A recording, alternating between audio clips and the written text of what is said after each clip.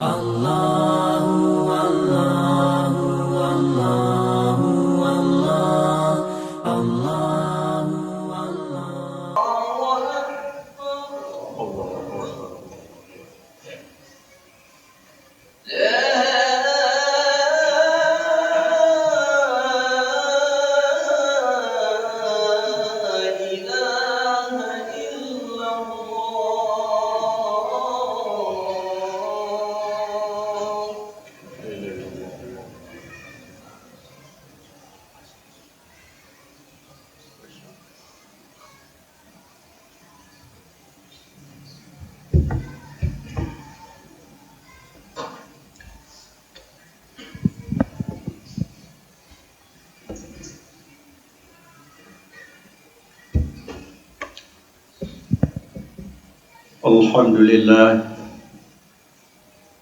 Alhamdulillahilladzi arsala rasulahu bil huda wa dinil haqq liyudhhirahu 'ala dini kulli wa kafa billahi shahida.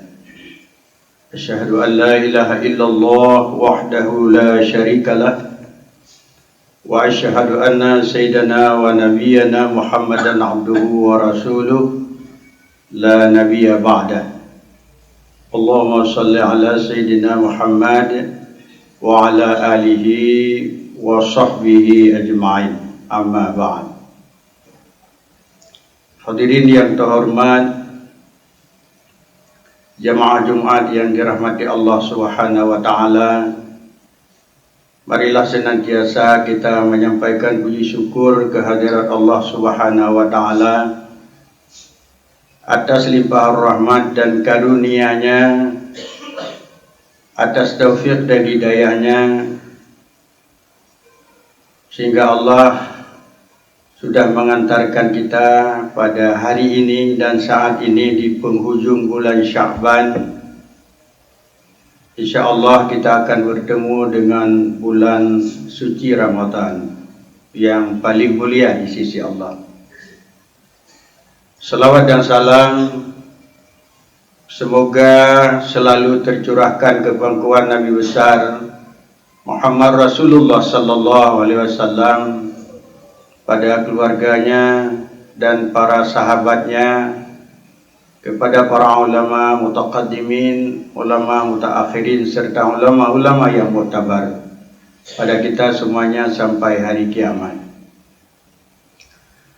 Jamaah Jumat yang dirahmati Allah Subhanahu wa taala, di dalam perspektif Islam atau pandangan Islam, setiap hamba Allah itu mempunyai tiga kotor. Ada tiga kotor. Yang pertama adalah kotor jasmaniyah, yang kedua kotor hati, dan yang ketiga kotor ruh. Maka Allah Subhanahu wa taala tanda sayang kepada hambanya memberikan 3 bulan berturut-turut untuk mengambil kesempatan yang terbaik ini dan dibuka lebar oleh Allah Subhanahu wa taala.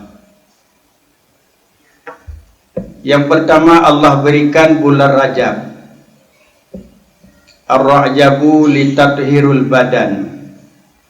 Pada bulan Rajab Allah berikan kesempatan yang paling lebar dan seluas-luasnya kepada hambanya untuk bertaubat dan membersihkan kotoran-kotoran yang ada pada jasmani, pada badan. Artinya diperintahkan oleh Allah segera bertaubat. Wasari'u ila maghfiratin mir rabbikum. Bersegeralah kamu bertaubat kepada Allah Subhanahu wa taala, atau minta ampun pada Allah Subhanahu wa taala. Di bulan Rajab Allah berikan kesempatan yang amat luas dan amat lebar. Sungguh sangat beruntung bagi orang-orang yang mengambil kesempatan yang Allah berikan itu pada bulan Rajab.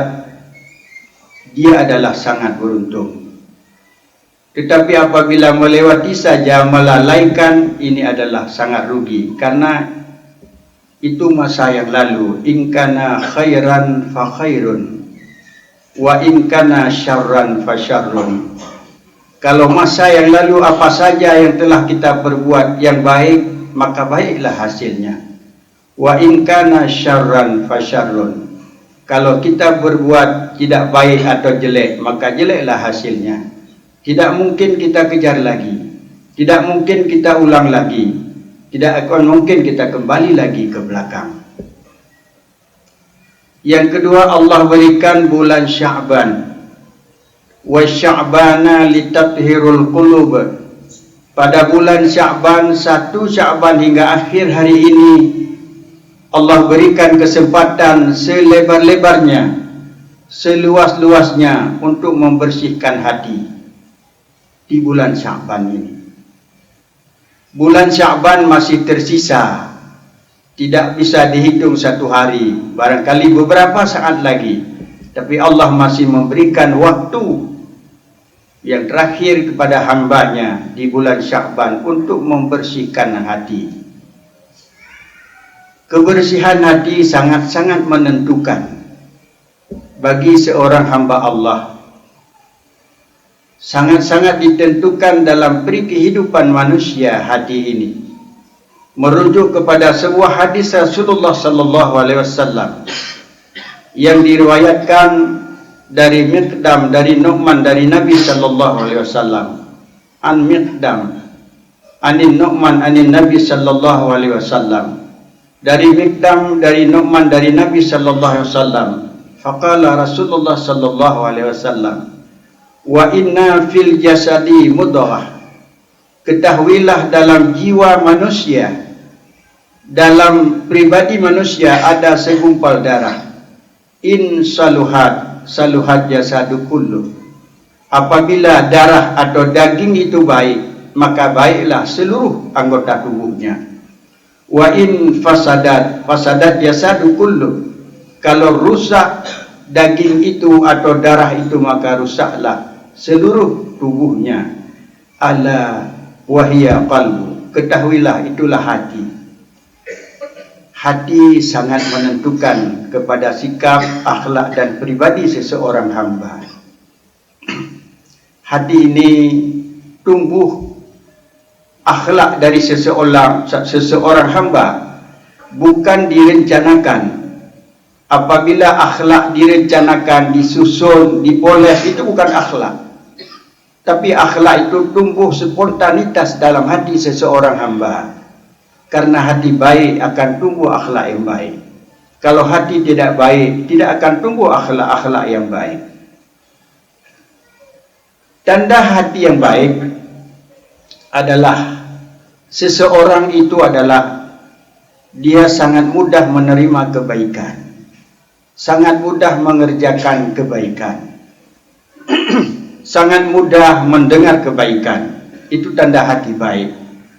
Maka ada ulama yang memberikan hati ini terbagi 3. Yang pertama disebut dengan qalbun mayyitun, hati mati.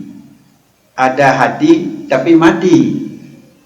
Tanda hati mati adalah bisu tuli buta, tidak akan mendengar kebaikan, tidak menerima kebaikan, bagaimanapun didakwah, bagaimanapun diceramah, tidak akan kembali kepada yang benar. Itu hatinya hati mati.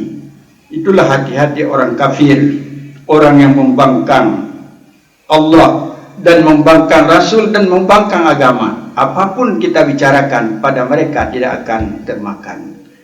Tanda itu adalah qalbun mayyitun, hati yang mati. Bagaimana dengan orang mukmin?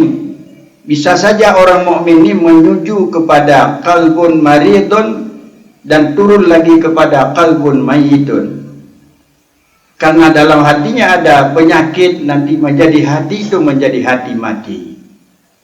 Kalau seseorang hati mati, dia tidak akan segan, tidak akan takut kepada siapapun ingin berbuat baik, berkhianat, merampok, merampas, berkhianat kepada seseorang, membunuh, mencuri harta orang, menipu orang, itu tidak akan segan sama sekali. Kenapa? Hatinya sudah hati mati.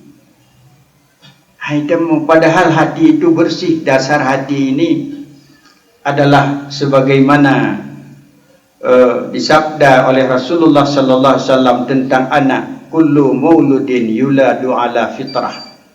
Setiap anak yang dilahirkan putih bersih bagaikan kertas. Innama abawahu yuhawidanihi au yumajusanihi au yunasranihi. Hanya saja ulah perbuatan sikap daripada ibu bapalah yang meyahudikan anak itu, menasranikan dan memajusikan. Apa yang diyahudikan? Pertama adalah memasukkan benih-benih Yahudi dalam hatinya, memasukkan benih-benih Majusi dalam hatinya, memasukkan benih-benih Nasrani dalam hatinya. Itulah dicatat oleh orang tuanya masing-masing. Dasarnya manusia hatinya fitrah. Kenapa kotor? Dikotori. Pertama adalah anak yang masih kecil, usaha dan dikotori oleh orang tuanya. Kalau dia sudah dewasa, dia melakukan perbuatan yang dapat mengotori hati. Hadirin yang terhormat, itu hati mati tidak akan menerima kebaikan. Dia tahu itu kebaikan, tapi dia sangat segan atau menolak suatu kebaikan. Yang kedua adalah agak baik sedikit, qalbun maridun, hati yang sakit. Hati ada tapi sakit.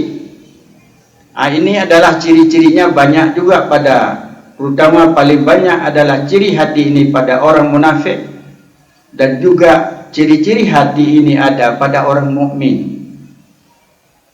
Ciri-ciri hati sakit. Apa tanda ciri-ciri hati sakit? Dia adalah malas beribadah. Dia lebih senang memperturut hawa nafsu. Dia lebih senang mengikuti langkah-langkah syaitan.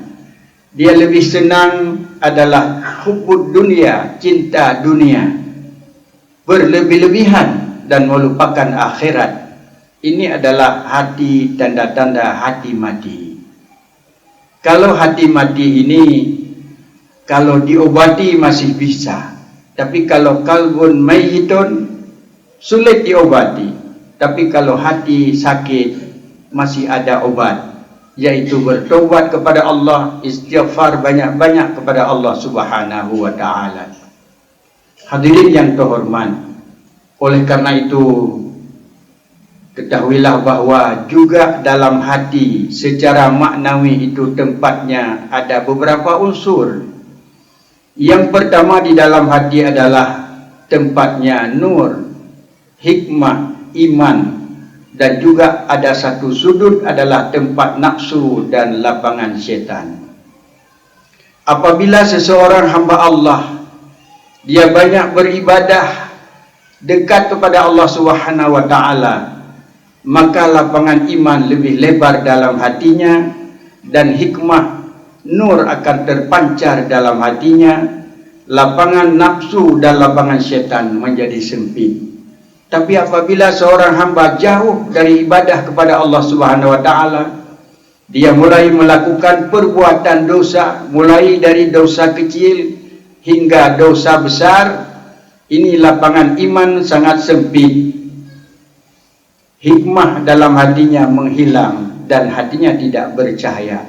Disebutlah dengan barrana ala qulubihim, atau kata dalam Al-Quran, fi qulubihim maradun, pada hatinya ada penyakit, fazadahumullahu marada, Allah akan menambah penyakit itu padanya, yang akhirnya walahum adzabun alimun bima kanu yaksibun, Allah akan memberi azab yang sangat dahsyat kepadanya dengan usaha yang mereka kerjakan. Begitu kata Allah Subhanahu wa taala.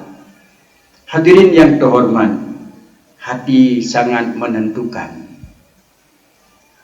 Ketika Luqmanul Hakim tinggal bersama majikannya, pada suatu hari majikannya memerintahkan kepada Luqmanul Hakim, Luqman, saya perintah kepada kamu datang ke pasar beli satu daging yang terbaik.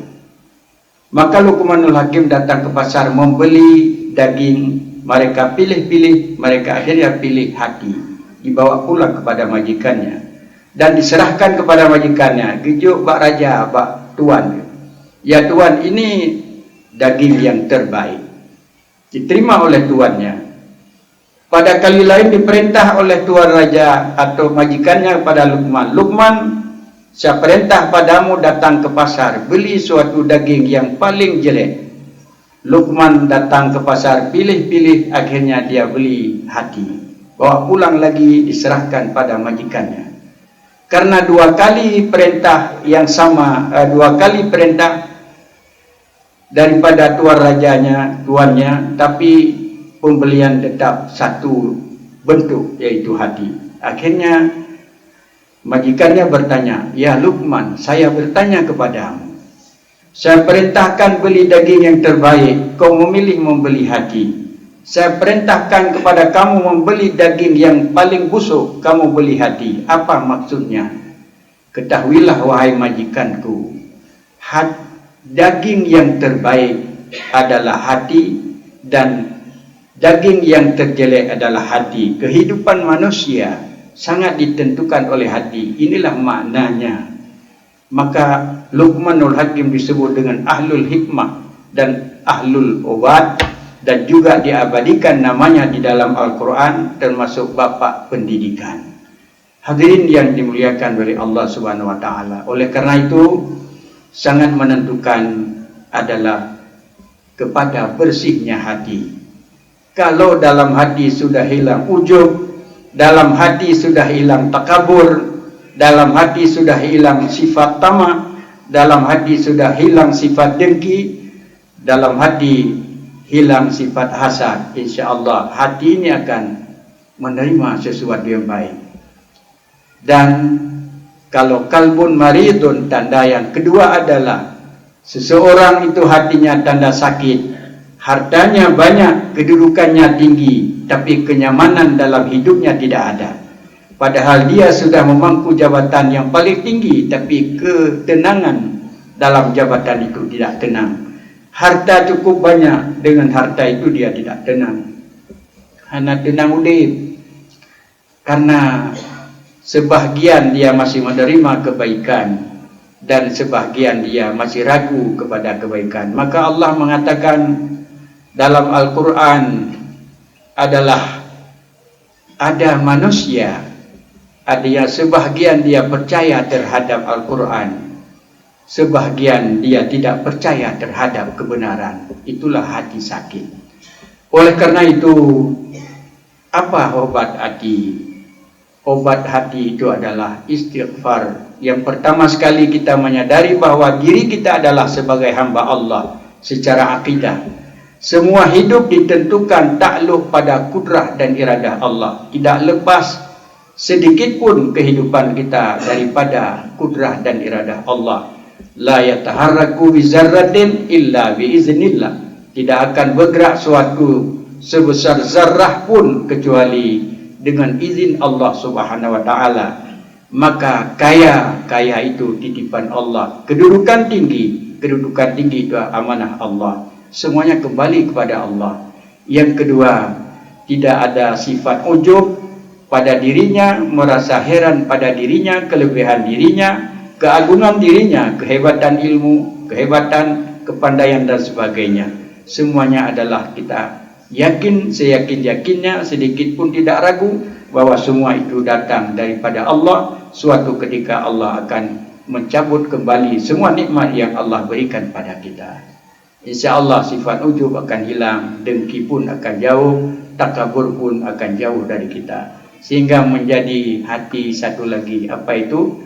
Qalbun salimun, hati yang bersih, hati yang baik. Hati yang bersih ini yang didambakan pada suatu ketika. Kata Allah dalam Al-Quran, Yauma la yanfa'u malun wala banun illa ma'atallah biqalbin salim. Pada suatu hari nanti kalian akan datang di hadapan Allah yang tidak, pada suatu hari yang tidak ada manfaat harta dan anak, illa ma'atallah biqalbin salim, kecuali kamu datang menghadap Allah dengan qalbun salim, hati yang sejahtera, hati yang baik, penuh dengan keimanan, hikmah dan ibadah kepada Allah Subhanahu wa taala. Ini adalah mudah-mudahan dalam bulan Sya'ban ini adalah kita dapat membersihkan hati. Dan satu lagi bulan Ramadan, war Ramadana litathhirur ruh. Pada bulan Ramadan tugas kita adalah membersihkan roh. Roh ini harus bersih. Semua kita kembali kepada Allah. Mandung gedanyo tarasa mati. Cara mati berbeda-beda, tengku sekalian. Mandung gedanyo itu biar roh, cara itu biar roh berbeda-beda. Seandainya tengku imum gebenarkan ke cerita keadaan urung mati bak semana mati, mungkin tanyo karena haram menceritakan keaiban, aib daripada mayat, maka imam yang memandikan mayat tidak mencerita bagaimana keadaan mayat itu. Kalau diceritakan, sungguh keluarganya mendapat aib dan sedih terhadap wajah-wajah daripada mayat. Pakan beda mati karena cara kecabut roh li malaikat berbeda. Nah yang gerupah, nah yang balik-balik, nah yang teglam anak mata, tersel lidah-lidah baru itu biar roh dan sebagainya dan sebagainya. Kenapa? Roh itu kotor. Kenapa kotor? Tidak membersihkan roh. Dasar adalah tidak bersih jasmani. Yang kedua tidak bersih hati. Dan yang ketiga adalah tidak bersih roh. Maka roh kembali kepada Allah, dipaksa oleh malaikat, Israel dicabut. Walaupun hana kepaksa, itu biar roh sakit sih. Hana kepaksa, awliya-awliya Allah, anbiya-anbiya dahulu sudah merasakan mencabut roh. Salah satu cerita, ketika Nabi Isa alaihissalam diberikan 2 mukjizat. Yang pertama bisa menyembuhkan orang sakit, yang kedua bisa menghidupkan orang mati. Dia kemudian baru mati. Oleh orang-orang Yahudi menuduh Isa. Bagaimana Isa tidak bisa menghidupkan orang mati? Barangkali itu yang dihidupkan orang yang baru mati, barangkali belum mati. Maka pada suatu ketika Yahudi memanggil Isa, "Ya Isa, engkau mengatakan bisa menghidupkan orang mati. Barangkali yang kau hidupkan yang baru-baru mati. Kami menunjukkan satu kuburan padamu yang sudah lama mati, coba kau hidupkan." Maka itunya lah li Yahudi kuburan, sabuh kuburan yang paling tua. Maka datang Nabi Isa ke kuburan itu, menajat kepada Allah Subhanahu wa taala dan mengatakan, "Ya Abdullah, kum bi iznillah." Wahai hamba Allah, bangunlah dengan izin Allah Subhanahu wa taala. Maka kubur itu pelan-pelan terbuka. Tengah kubur becut-becut. Begitu dah bangunlah seorang yang paling tua, yang tua bangka, tua sekali. Duduklah. Maka Isa bertanya, "Man anta? Siapa kamu ini?" Maka dia menjawab, "Ana Sam bin Nuh." Saya ini adalah Sam, anaknya Nabi Nuh alaihissalam. "Berapa lama kau dalam kubur ini?" 4.000 tahun. "Bagaimana kau mengalami dalam kubur?" "Saya mengalami baik, rahman dan nikmat Allah Subhanahu wa taala. Apa saja yang kau merasai sakit, yang tidak enak, yang saya merasakan tidak enak ketika malaikat Israel mencabut nyawa saya 4.000 tahun yang lalu. Kalau saya ingat sakit itu sampai sekarang masih terasa sakit. Begitulah sakit dicabut roh kita oleh malaikat. Oleh karena itu tugas kita pada bulan Ramadan membersihkan roh dengan apa? Yang pertama dengan berpuasa Ramadan, yang kedua dengan banyak beribadah kepada Allah, mohon ampun, taubat kepada Allah, qada salat yang ditinggalkan dan lain sebagainya, menghidupkan malam-malam Ramadan. Insya-Allah bersih badan jasmani, bersih hati dan bersih ruh. Kita akan kembali kepada Allah dengan mendapat undangan Allah Subhanahu wa taala. Amin ya rabbal alamin.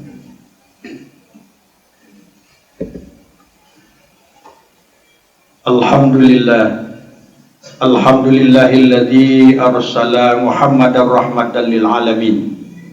Wassalatu wassalamu ala sayyidina Muhammadin sayyidil mursalin wa ala alihi wa sahbihi wa man tabi'ahum bi ihsanin ila yaumiddin.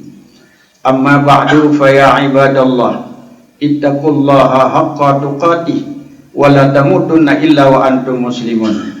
Wa qala ta'ala fi kitabihil karim wa huwa asdaqul qailin, أعوذ بالله من الشيطان الرجيم بسم الله الرحمن الرحيم يا أيها الذين آمنوا كتب عليكم الصيام كما كتب على الذين من قبلكم لعلكم تتقون بارك الله لي ولكم في القرآن العظيم ونفعني وإياكم بما فيه من الآيات وذكر الحكيم وتقبل مني ومنكم تلاوته إنه هو الغفور الرحيم.